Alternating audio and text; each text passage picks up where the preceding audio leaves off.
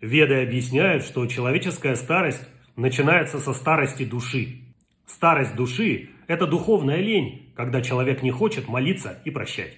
Таких стариков, к сожалению, много вокруг, основное занятие которых – это копить обиды и выставлять счета. Все вокруг них виноваты, а они сами вообще ни за что не отвечают, даже за свою собственную жизнь. У них полностью отсутствует энтузиазм работать над собой. Они вообще не способны увидеть причины хоть каких-нибудь событий в себе. Так жить не запрещено. Любому человеку дана полная свобода выбора. Но это очень грустная и скудная жизнь.